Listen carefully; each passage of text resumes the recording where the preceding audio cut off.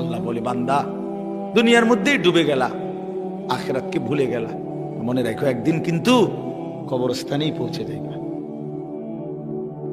মনে থাকুক বা না থাকুক, আখিরাতকে যদি মনেও রাখো, 5 ওয়াক্ত নামাজও যদি প্রতিদিন পড়ো, তাইলেও একদিন মরে যাইবা। আর প্রতিদিন নাফরমানি করলেও মরেই যাইবা। মনে থাকলেও মৃত্যু নিশ্চিত, মনে না থাকলেও মৃত্যু নিশ্চিত। হাসলেও মরে যাবেন, কাঁদলেও মরে যাবেন, সুখেও মরে যাবেন, দুঃখেও মরে যাবেন। রাজপ্রাসাদের অট্টালিকায় যে, সেও মরে যাবে। জীর্ণ কুঠির কুড়ে ঘরে যে, সেও মরে যাবে। জীবনে যে কোনো দিন দুঃখ দেখে নাই, তারও মৃত্যু হবে। জীবনে যে কোনো দিন সুখ দেখে নাই, তারও মৃত্যু হবে। তারও মৃত্যু হবে।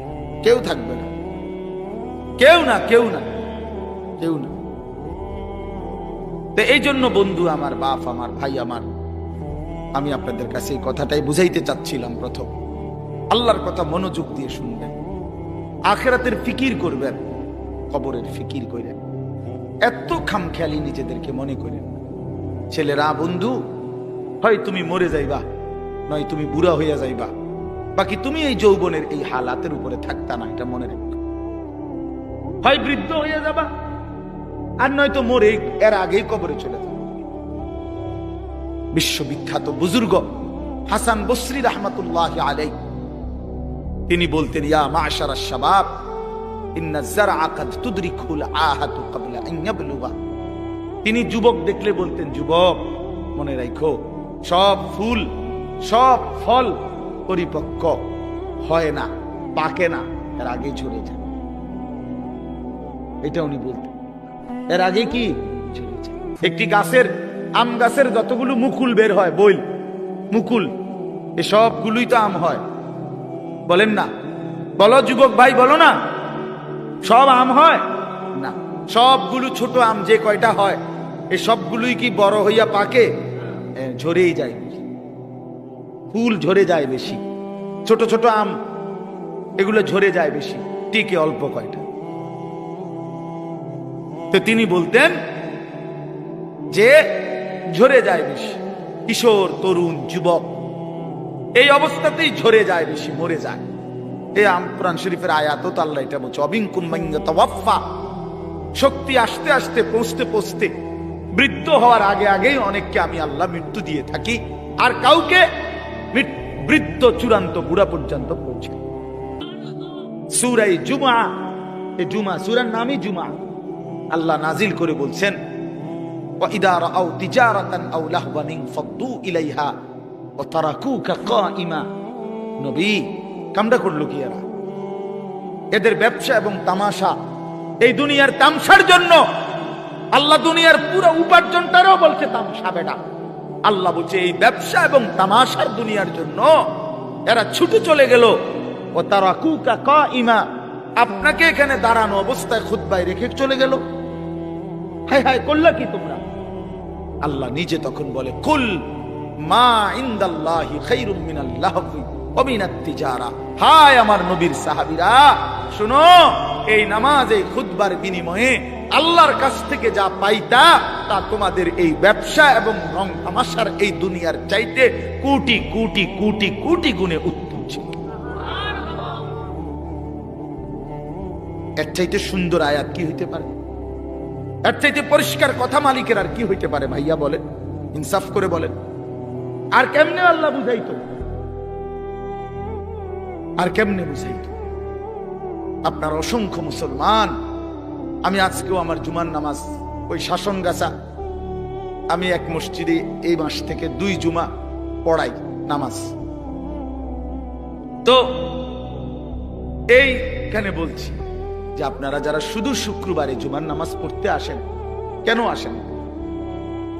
বাকি সপ্তাহ কেন আসেন না? বাকি 5 ওয়াক্ত নামাজ কেন পড়েন না ভাই?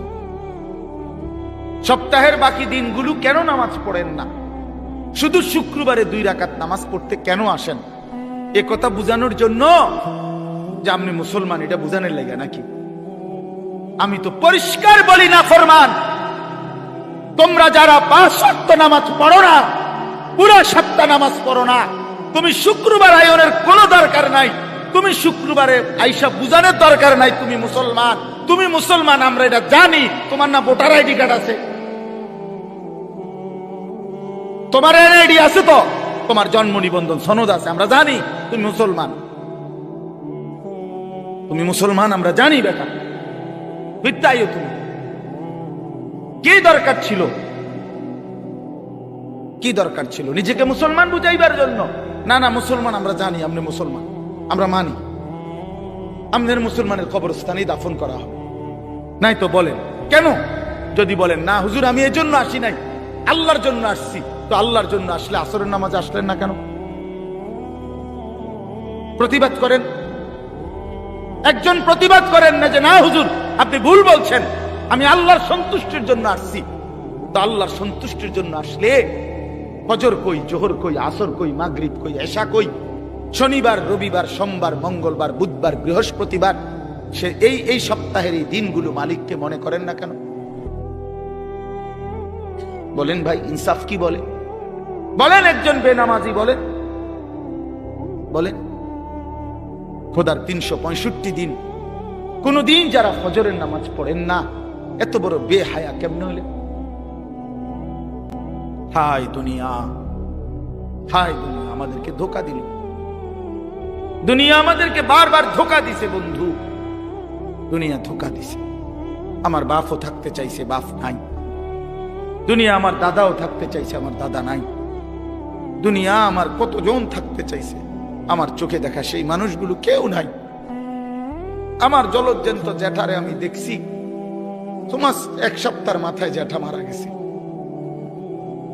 আমি দেখে আসার পরে 1 সপ্তাহ পরে আবার নিজে গিয়ে এই জ্যাঠার জানাজা পড়ছি। কবরের দিকে তাকাইয়া মনে পড়ছে কবর যেন আমারে বলতেছে, আনিস তোর জ্যাঠারে বানাইবার জন্য আমি আমার কাছ থেকে একটু মাটি দিছিলাম, আজ আমার মাটি আমি আমার কাছেই ফেরত নিলাম। ওয়াফিহা নুঈদুকুম, আমি এখান থেকেই দিছিলাম, আজ আমি এখানেই ফেরত নিলাম। প্রিয় বন্ধু আমার, বাপ আমার, ভুল যেন না হয় বন্ধু। হাসলেও মরে যাবেন, কাঁদলেও মরে যাবেন, এই কথাই বলছিলাম। তাইলে কি আশ্চর্য জীবন ভাইয়া, তোমরা কি জীবন পছন্দ করলাম? সারাটা দিন নারী, ছবি, মোবাইল, নাচ গান, 1 ওয়াক্ত নামাজ পড়ো না, শরীর অপবিত্র, পেশাবের ঠিকমতো পবিত্রতা নাই, পায়খানার পরে ঠিকমতো পবিত্রতা নাই। আর এই উলঙ্গ ছবি, নাচ গান দেখতে দেখতে সারা দিন সারা রাত শরীর তো নাপাক হয় বন্ধু। এই নাপাক দেহ নিয়ে, এই জানোয়ারি জিন্দেগি নিয়ে কেমনে ঘুমাও, কেমনে রাত কাটাও, কেমনে শো, কেমনে হাঁটো? আমি বুঝি না তুমি মানুষ না জানোয়ার। আরেকবার ভাইবো বন্ধু, আরো বেহায়া সন্তান, বেপর্দা নারী, বেহায়া কন্যা, আরেকবার মানুষ না জানোয়ার। আল্লাহ আমাদেরকে মাফ দেন। তো আল্লাহ তাআলা বলেন, বান্দা নবী রাসূলুল্লাহ সাল্লাল্লাহু আলাইহি সাল্লামকে বলছে, বন্ধু আপনি কি জানেন সেই বিকট আওয়াজটা কি? সেটাই কিয়ামত। সব ভাঙবে, সব ভাঙবে। মানে কি মনে হয় এটা হইবে নি? আসলে কথা বলেন না কেন? ছেলেরা বলো না ভাইয়া, হবে এটা 100 কিয়ামত, পৃথিবী ধ্বংস হবে। কারণ আল্লাহ তাআলার কোন কথা বন্ধু শত্রু কারো কাছেই ভুল প্রমাণিত হয় না, বুঝেন নাই? মানে আমরা ইমানদার, আমাদের গবেষণাতেও কোরআনের সব কথা সঠিক, সমস্ত কাফের মুশরিক বেঈমানদের গবেষণাতেও কোরআনের সব কথা সঠিক। তার মানে কি, বন্ধু শত্রু সবার কাছেই কোরআন কি সঠিক। রাসূলুল্লাহ সাল্লাল্লাহু আলাইহি সাল্লামের জিন্দেগীর 23 বছরের একটা সুতা, 23 সেকেন্ড বন্ধু শত্রু সবার কাছেই সর্বশ্রেষ্ঠ। বলেন, রাসূলুল্লাহ সাল্লাল্লাহু আলাইহি সাল্লামের জীবনের একটা মিনিট, একটা ঘন্টা, একটা সেকেন্ড দুশমনরাও পরীক্ষা করছে। আজকে 1450 বছর ধরে শুধু রাসূল সাল্লাল্লাহু আলাইহি সাল্লামকে নিয়ে আমরা শুধু বলি আর ভাবি এমন না, কাফের বেঈমানরাও ভাবে, গবেষণা করে, এই নিয়ে বিশ্লেষণ করে, কিন্তু তিনি সবার কাছেই শ্রেষ্ঠ।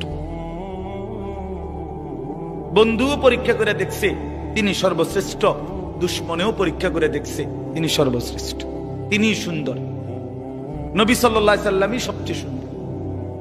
তার সব কথাই সঠিক, তার সব কথাই যৌক্তিক, তার সব নড়াচড়া পর্যন্ত সর্বাধিক সুন্দর, সবচেয়ে স্মার্ট, সবচেয়ে সুন্দর। তিনি হাসলেও সুন্দর, তিনি কাঁদলেও সুন্দর। নবী সাল্লাল্লাহু আলাইহি সাল্লাম কথা বললেও সুন্দর, চুপ থাকলেও সুন্দর। চুপ থাকলে নবীজির বহু সাহাবীরা আছেন, নবীজি যখন চুপ থাকতেন, কথা বলতেন না, তখনও ওনার দিকে তাকায় থাকতেন। নবীজি জিজ্ঞেস করছে কোন কোন সাহাবীকে, কি দেখো? আবার দি যাও গা, কথাও পাও না কিছু। এক কালো হাবশী সাহাবী একদিন বলছিল, ইয়া রাসূলুল্লাহ, আমি তো কালো মানুষ, যখনই মনটার মধ্যে কোনো কষ্ট লাগে, ব্যথা লাগে, দুঃখ লাগে, দুনিয়ার তেমন কিচ্ছু আমার নাই, তো মনটায় কষ্ট লাগলে, অস্থিরতা লাগলে দৌড়াই আপনার কাছে আসি, আপনার ওই পবিত্র চেহারার দিকে তাকাই, সব ভুলে যায়, দুঃখ বেদনা সব ভুলে যায়। তো এখন কেন আসছো? বলছি, ইয়া রাসূলুল্লাহ, আজকে একটা কথা বলতে মন চাচ্ছে। এই সাহাবী তাফসীরে আছে সূরা নিসা, এই কালো সাহাবী বলছি, ইয়া রাসূলুল্লাহ, আজকে একটা কথা বলতে চাই। বলছে, বলো। বলছে, এখন তো আমি যত সাধারণই হই না কেন, এই দুনিয়ায় তো আপনারে দেখে দেখে আমার কলজা ঠান্ডা করি, দিল ঠান্ডা করি। হাসরের ময়দানে তো আপনি চলে যাবেন অনেক ঊর্ধ্বের জান্নাতে, আর আমারে যদি আল্লাহ জান্নাত দেয়ও, দিব সাধারণ যে কোনো একটা জান্নাতে দিতে পারে, আপনার লগে তো আর দিত না, আপনি তো অনেক ঊর্ধ্বের, আপনি চলে যাবেন। এখন আমার জানার বিষয় হলো, আমি যদি জান্নাতে গিয়া আপনারে না দেখি, খোদার কসম নবী, ওই জান্নাতে থাইকেও তো আমি আরাম পাইতাম না।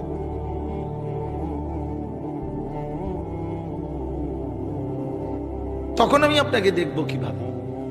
সুবহানাল্লাহ, সুবহানাল্লাহ। আল্লাহ তাআলা বলেছেন, ওয়া মান ইউতি'আল্লাহ ওয়ার রাসূল ফাউলাইকা মা'আল্লাযীনা আন'আমা আল্লাহু আলাইহিম মিনান নাবিয়্যিন ওয়াস সিদ্দীকিন ওয়াশ শুহাদা ওয়াস সালিহিন। বন্ধু, আমি ওয়াদা দিলাম, আমি আল্লাহ এবং আপনি রাসূলের পূর্ণ আনুগত্যের হক যে আদায় করবে, অনুসরণ করবে আপনাকে 100%, 100%, আমি আল্লাহ আপনার সাথেই তাকে থাকতে দেব। কেমনে আমি বুঝ করবো? আপনি ওরে কইয়া রাখবেন।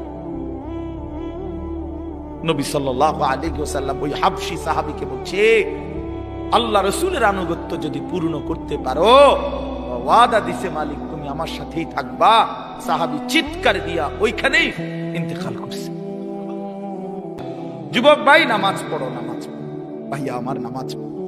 ভাই, নামাজ পড়ো। বোন, নামাজ পড়েন। বাবারা, আরাম রোজগার ছেড়ে দেন।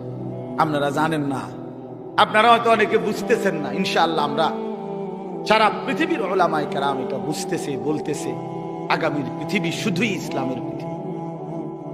হ্যাঁ হ্যাঁ, আগামীর পৃথিবী শুধুই ইসলামের, আগামীর পৃথিবী শুধুই কোরআনের। শুধু বাংলাদেশ না, সারা পৃথিবীতে মজলুমের বিজয়, সারা পৃথিবীতে মজলুমের বিজয়, ইমানদারের বিজয় ইনশাআল্লাহ। 54 বছরের জালেম স্বৈর শাসক ফ্যাসিস্ট অন্যায় রাজত্ব কায়েম করেছিল মুসলমানদের সবচেয়ে গুরুত্বপূর্ণ একটি দেশ সিরিয়াতে। এই সিরিয়ার জালেম বাপ পুত মিলে, দুই জালেম 54 বছর মানুষের উপরে লক্ষ লক্ষ মুসলিম নারীকে বেইজ্জতি করছে, নির্যাতন করেছে, পুরুষদেরকে শহীদ করেছে। ওই জালেম 8ই ডিসেম্বর পলাইছে। জানেন না, নতুন উইকেট পড়ছে 8 তারিখ। 8 তারিখ কি? ইতিমধ্যে 2 উইকেট পড়ছে। 5ই আগস্ট 1 উইকেট পড়ছে, 8ই ডিসেম্বর নতুন উইকেট পড়ছে। এই জন্য 2024 উইকেট পড়ার বছর। 24 সাল বোলিং ভালো হয়েছে, বোলিং 24 সালে বোলিং ভালো হয়েছে, 2 উইকেট পড়ে গেছে ইনশাআল্লাহ, আলহামদুলিল্লাহ। কোন কাউরে, কোন বেঈমানের ধমকে ঘাবড়াইবার কিছু নাই। ওই ভারতীয়দের ধমক আমরা 2 পয়সাও গণাত ধরি না। 130 কোটি না বেটা, তুই 230 কোটির মোকাবেলায় আমাদের একজন আল্লাহ, তিনি যথেষ্ট বেটা। হাসবুনাল্লাহ, হাসবুনাল্লাহ বলে, হাসবুনাল্লাহ, আল্লাহই যথেষ্ট। আলু বন্ধ করে দিবে, আলু, পেঁয়াজ তার আব্বার পেঁয়াজ, আলু তার বাপের, পেঁয়াজ তার বাপের, মোদির আব্বার পেঁয়াজ, মোদির বাপের আলু, তোর বাপের আলু বেটা, তোর বাপের পেঁয়াজ বেটা। তোদেরকে যিনি পেঁয়াজ, আলু, আটা, তোদেরকে যিনি 24 ঘন্টা খাওয়ায় পড়ায়, তিনি তো আমার আল্লাহ বেটা, তোর কি বেটা? কথা বলেন না। ইন্ডিয়ার ওই বেঈমানদেরকে পালে যিনি, খাওয়ায় যিনি, তিনি কে? আমার আল্লাহ। আমার কে? আমাদের বলবেন না, বলেন আমার আল্লাহ। তোর কি বেটা? তোদের মূর্তি ছাড়া আছে কি তা বেটা? হ্যাঁ, আল্লাহ আমার আল্লাহ তোদেরকে খাওয়ায়, আমারে দমক দেয়। বেউকুফ নাই বলে কি কয় এগুলো? মন্ডা আটটা যাইয়া কই নাই। হ্যাঁ, কয় কি বেটা? সংখ্যা দিয়ে হিসাব মিলায় বাংলাদেশের দামাল নওজোয়ান এক ফোঁটা রক্ত থাকতে 56,000 বর্গ মাইলের 1 ইঞ্চি জমিন কোন বেঈমানের কাছে আমরা ছেড়ে দেব না ইনশাআল্লাহ। কোন আমার পুতের লাগা আমি বুঝ করে লইছি বেটা, আমার সন্তানকে আমি বলেছি, বাপ ভাই আমি মরবো নয় তুই মরবি, আল্লাহর জন্য জান আমিও দিতে রাজি, তুইও রাজি বেটা, কিন্তু 1 ফোঁটা রক্ত থাকতে এই জমিন, মুসলমানের জমিন, এটা কোনো বেঈমানের হাতে যাবে না ইনশাআল্লাহ। বাংলাদেশের জমিন ইন্ডিয়ার জমিন না, এটা বাংলাদেশের জমিন, এটা কালেমাওয়ালার জমিন, এটা মুসলমানের জমিন, এটা কোরআনের জমিন। এখানে ফজরের আজান শুনে আমাদের ঘুম ভাঙ্গে, বলেন আলহামদুলিল্লাহ। আমরা কোনো বেঈমানের ভ্যা ভ্যা শুনি না, আমরা ভ্যা ভ্যা, আজান শুনে জাগি ইনশাআল্লাহ। আল্লাহ তাআলা সব নওজোয়ানকে আহ্বান করলাম, যুবক ভাই নষ্ট হইও না, চরিত্রহীন হইও না, নারীর ফান্দে জীবন শেষ করে জীবন আরো সামনে আছে, জিন্দেগির আরো বড় দায়িত্ব আছে বন্ধু, জীবনের আরো অনেক বড় স্বপ্ন আছে, শুধু এক নারীর জন্য জীবন শেষ করে দিও না ভাই। আল্লাহ তাআলা আমার সারা দেশের যুবকদেরকে আগামীর ইসলামের জন্য কবুল করে নেন, আগামীর কোরআনের জন্য আল্লাহ কবুল করে নেন ইনশাআল্লাহ। এই জমিন কালেমার পতাকা উড়বেই ইনশাআল্লাহ, ঈমানের বিজয় হবেই হবে, হবেই হবে, হবেই হবে।